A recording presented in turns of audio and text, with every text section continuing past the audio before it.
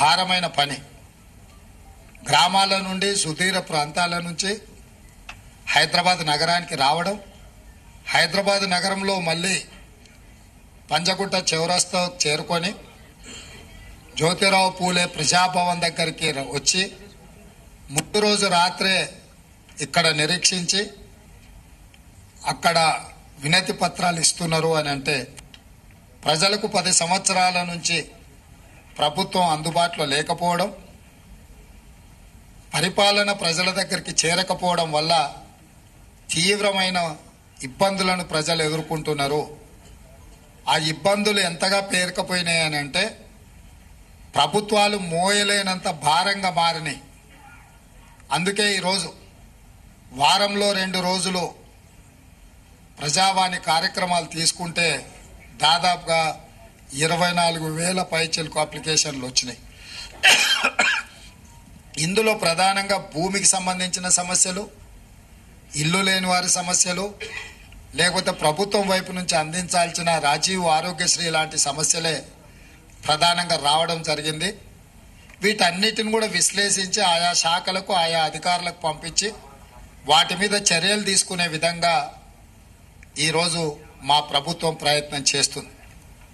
అందుకే నేను సహచర మంత్రులందరితో మాట్లాడినప్పుడు ప్రజల్ని ప్రభుత్వం దగ్గరికి రప్పించుకోవడం కాదు, ప్రభుత్వమే ప్రజల దగ్గరికి వెళ్ళడం ద్వారా ప్రజలకు న్యాయం జరుగుతుంది.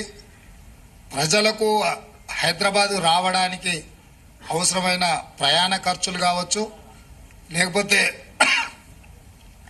సమయము కేటాయించడం కావచ్చు, ప్రజలకు ఇబ్బందులు జరుగుతున్నాయి. కాబట్టి ప్రభుత్వాన్నే ప్రజల వద్దకు పంపిద్దాము, ప్రజాప్రతినిధులను ప్రజల మధ్యలో కలిసిమెలిసి ఏ ప్రజలు ఎన్నుకున్నారో ఆ ప్రజల దగ్గరికి పంపించడం ద్వారా గ్రామ సభలలో ఆ గ్రామాలలో ఎన్నికైన సర్పంచులు కావచ్చు, ఎంపీటీసీలు కావచ్చు, జడ్పీటీసీలు కావచ్చు, జిల్లా పరిషత్ చైర్మన్లు కావచ్చు, లేకపోతే ఎమ్మెల్యేలు కావచ్చు, మంత్రులు కావచ్చు, వీళ్ళందరూ కూడా గ్రామ సభల ద్వారా ప్రజల దగ్గరికి వెళ్ళినప్పుడు ప్రభుత్వమే ప్రజల దగ్గరకు వచ్చిందన్న భావన కలిగి ఈ ప్రభుత్వం మీద విశ్వాసం కలుగుతుంది. ఈ ప్రభుత్వం మా ప్రభుత్వం, ఈ ప్రభుత్వం ప్రజల ప్రభుత్వం, ఈ ప్రభుత్వం ప్రజల సమస్యల్ని పరిష్కరిస్తుందన్న విశ్వాసం ప్రజలలో నెలకొంటుంది.